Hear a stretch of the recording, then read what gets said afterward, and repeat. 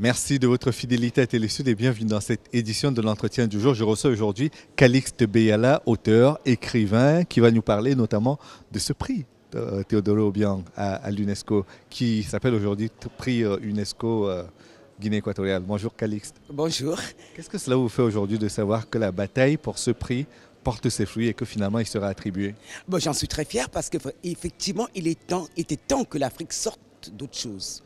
Sorte de la misère, sorte du pays des commandeurs, sorte du pays pauvre, mais aille vers la réussite. La réussite, c'est quoi? C'est être un continent capable, parce que pour moi, ce n'est pas seulement la Guinée équatoriale, c'est l'Afrique qui est capable de donner un prix de cette envergure au reste du monde pour la recherche. La recherche scientifique, nous en avons vraiment besoin. Nous sommes un continent où il y a énormément de morts, par exemple, de paludisme. Par exemple, j'attends impatiemment qu'un chercheur nous trouve un vaccin contre le paludisme qui fait des millions de morts sur le continent chaque année. Nous avons besoin de recherche pour pouvoir faire avancer même la technologie. On a besoin de recherche pour faire mieux vivre l'être humain, c'est pas rien. On n'est pas seulement là comme un peuple de consommateurs, un peuple qui accepte tout ce qu'on lui donne, qui ne produit rien sur le plan international. D'ailleurs, ce qui se passe, c'est que on va découvrir de plus en plus qu'il y a normalement des inventeurs noirs. Il y a beaucoup d'inventeurs noirs, personne n'en parle jamais. Je pense que grâce à ce prix, on va revenir à la réalité, à savoir que l'Afrique a beaucoup apporté sur le plan intellectuel, sur le plan de la recherche, au reste de l'humanité. On ne dit jamais assez aux gens qu'aujourd'hui, dans les laboratoires occidentaux par exemple, ce sont des Africains qui y travaillent, qui sont des fourmis, qu'ils soient du nord, du Cameroun et de l'Afrique du Sud. Les Occidentaux eux-mêmes, originaires, n'acceptent plus de faire de la recherche. Par exemple, en France, la plupart des grands chirurgiens aujourd'hui sont des Africains. Il est temps que le monde entier sache ça, que l'Afrique est en train de donner, de sauver le monde à une époque où l'espérance, il y a une espèce de dégoût presque du travail, de la recherche. L'Afrique y croit encore et y apporte beaucoup. Ce prix porte sur les sciences de la vie. Les sciences de la vie, ce sont notamment la biologie, la pharmacie et le reste. Qu'est-ce que vous en attendez personnellement, à la fois en tant qu'intellectuel et en tant qu'Africaine? En tant qu'intellectuel, j'attends qu'effectivement ça soit attribué aussi aux Africains. J'espère que ça ne sera pas seulement attribué aux autres. Je pense qu'on pourra attribuer ce prix aux chercheurs africains. Notamment, on a une grande connaissance de nos guérisseurs, de la pharmacopée traditionnelle. Pourquoi ne pas aller enrichir, du moins permettre à ces gens-là de pousser un peu plus leur recherche et de pouvoir nous mettre sur le marché des médicaments et des molécules qu'on ne connaît pas. Sur le plan intellectuel, il y a cet aspect. Je n'appartiens pas seulement à un peuple de consommateurs, j'appartiens à un peuple qui participe à l'évolution du monde. Je pense que ça me suffit largement. Et c'est pour ça que moi qui n'aime pas sortir, je suis là aujourd'hui parce que c'est un très grand moment. J'espère que l'année prochaine, en plus, on donnera plus de retentissement à ce prix de manière à ce que ça devienne le prix central de l'UNESCO. Il ne vous a pas échappé que de nombreux intellectuels, la communauté intellectuelle, tant occidentale qu'africaine, est très divisée sur l'attribution de ce prix. Il a pris à peu près 5 ans pour se mettre en place et pour être attribué finalement. Qu'est-ce que vous retenez de toutes les discussions qui ont précédé entre 2007 et 2012 l'attribution de ce prix? J'ai été très déçu de ces discussions. Je vais dire que nous vivons dans un monde où on estime que certains ont droit de faire ceci et d'autres pas. Je trouve dommageable que des Africains ont pu combattre par exemple ce prix. Mais quand j'ai été là la dernière fois qu'ils ont décidé de l'attribution de ce prix, tous les pays d'Afrique, tous les pays d'Asie ont voté quand même globalement unanimement pour l'attribution de ce prix. Je pense qu'il s'agit là d'une manière de rabaisser l'homme noir, d'une manière de le réduire à sa plus simple valeur ou expression humaine, c'est-à-dire vous êtes plutôt une main-d'œuvre, pas une pensée. Le fait d'attribuer un prix relève l'humanité de l'homme noir, de l'homme africain. Et ça, j'ai trouvé tout à fait pitoyable que nos compatriotes, nos amis occidentaux aient pu combattre ce prix en arguant de certains éléments. J'ai entendu parler par exemple de la question des droits de l'homme. Qu'est-ce que c'est que le droit de l'homme? Pour moi, c'est le premier droit de l'homme, c'est de manger d'abord, d'être éduqué, de se soigner. Est-ce que dans ce pays, la Guinée équatoriale, les gens sont-ils éduqués? Oui. Les gens mangent-ils? Oui. Les enfants vont-ils à l'école? Sont-ils soignés? Oui. Mais ça ne se limite pas à ça, la question des droits de l'homme. C'est d'abord ça, la question des droits de l'homme. Je me demande où est le droit de l'homme quand cet homme a faim, quand cet homme n'est pas éduqué, quand cet homme ne peut pas se soigner. Une fois qu'on a établi tout cela, après seulement, on peut parler de droits de l'homme. Et en plus, la question intellectuelle est de quel droit de l'homme s'agit-il? S'agit-il de droits de l'homme occidental? Nous sommes en Occident. Moi, je suis une Européenne aussi, d'accord? Puisque je suis française et je suis fière d'être française également. Quand on voit le traitement différencié que, par exemple, le noir en France peut subir, on peut dire que c'est le droit de l'homme peut-être blanc. Quand le traitement n'est pas pareil, quand on observe que, par exemple, dans les sociétés autres, les Noirs à diplôme égal n'arrivent pas à réussir, je me dis que ce n'est pas du même homme dont il s'agit.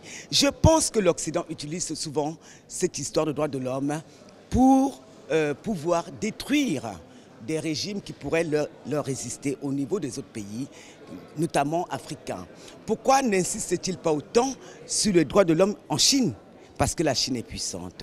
En Amérique latine, parce qu'ils sont beaucoup plus puissants, ils ont des armes. Mais en Afrique, on invente tous les termes possibles pour pouvoir discréditer. Ce n'est pas seulement les dirigeants qu'on discrédite, c'est l'homme africain dans sa globalité qu'on discrédite.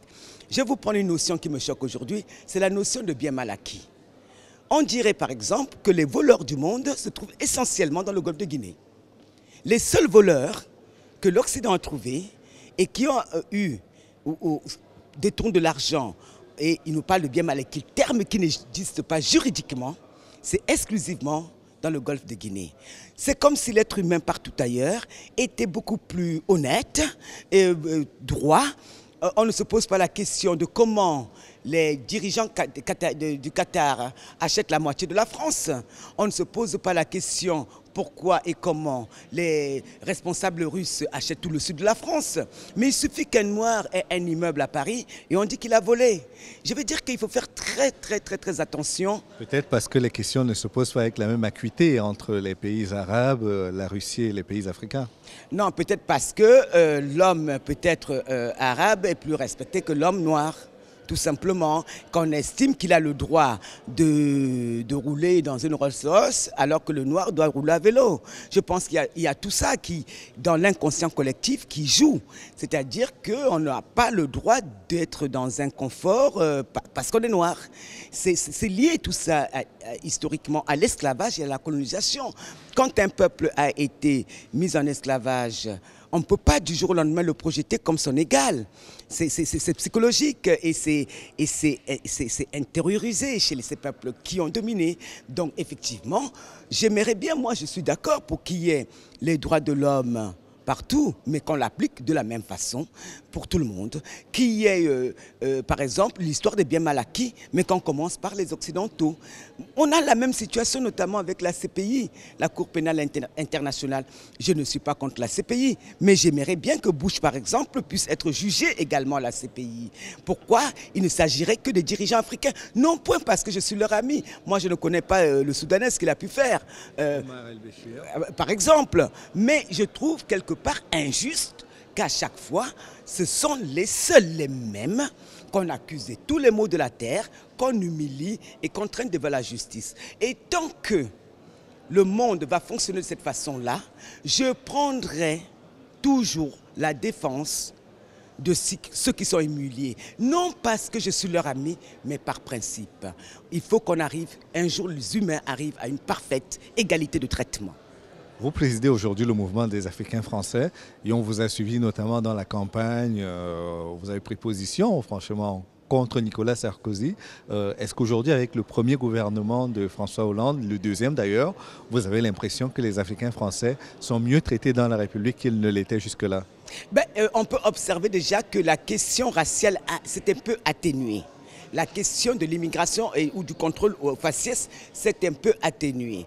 Et quand François Hollande dit par exemple qu'il n'y aura plus d'intervention presque militaire en Afrique. Ça, c'est le mouvement des Africains français et nous en sommes contents. Si vous parlez par rapport au poste dans le gouvernement de héros, c'est vrai que nous sommes totalement absents, mais cela est lié au fait que nous ne sommes pas des socialistes. Nous sommes un mouvement indépendant qui, à terme, compte présenter ses propres candidats et qui, très rapidement, d'abord un mouvement politique et culturel, compte acheter une maison de la culture africaine française en France. Car jusqu'à présent, le peuple africain français, les Africains descendants n'ont pas un lieu de rassemblement, n'ont pas un lieu de culture. Ce qui fait que nous avons énormément de pertes au niveau de nos jeunes en France qui sont déscolarisés, qui traînent par les rues, qui n'ont pas de repères. Et le mouvement des Africains français tend à donner ces repères à ces enfants-là. Non, nous ne regrettons pas notre choix. Il était temps de montrer à Sarkozy qu'on ne pouvait pas impunément humilier à ce point un peuple. Non seulement Nicolas Sarkozy nous avait humiliés à l'intérieur de la France, c'est-à-dire tous les mots utilisés contre nous, jusqu'en Afrique d'ailleurs, mais en plus, il a fait agresser physiquement le continent mère de manière pour nous injustifiée.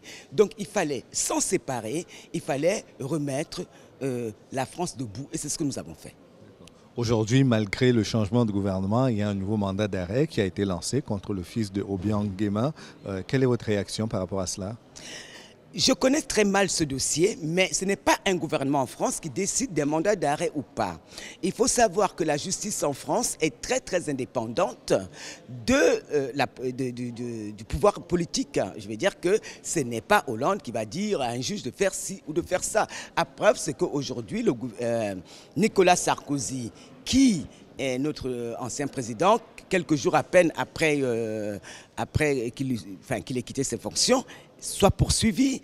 On a perquisitionné chez lui, Chirac a été condamné. Je veux dire que nous sommes dans un pays, pour ça il faut saluer, où la justice est totalement autonome et que ce n'est pas forcément lié à la politique. Et il est très mal vu en général en France qu'un politique intervienne dans une histoire judiciaire. Donc, qu'est-ce qui s'est passé? S'est-il présenté, ne s'est-il pas présenté? Je pense que toute cette histoire sera réglée parce que la justice est quand même aussi très juste en France. Hein. Je veux dire, ce n'est pas parce qu'on est le plus puissant qu'on gagne en France. Ce n'est pas vrai. Ça, par expérience, je le sais, puisque j'ai moi-même poursuivi le gouvernement français devant les tribunaux. Même quand j'avais abandonné l'histoire, ils ont été poursuivis par le Conseil constitutionnel qui m'a donné raison. Donc, non, j'ai vraiment, s'il y a un pouvoir dont j'ai entièrement confiance en France, c'est au pouvoir judiciaire. Et maintenant, pour terminer sur le prix, qu'est-ce que vous lui souhaitez? Là, ce n'est que la première attribution. Pour l'avenir, qu'est-ce que vous souhaitez à ce prix Guinée équatoriale UNESCO? Beaucoup de chance, beaucoup de réussite. Et j'espère que l'année prochaine, on le fera encore plus grand, que ce prix sera connu de tout le monde entier. Moi, j'en ai déjà beaucoup parlé et que ça va devenir vraiment le prix essentiel, l'événement essentiel de l'année de l'UNESCO en matière d'attribution de prix dès 2013, je l'espère. Merci beaucoup, Calix. C'est moi qui vous remercie.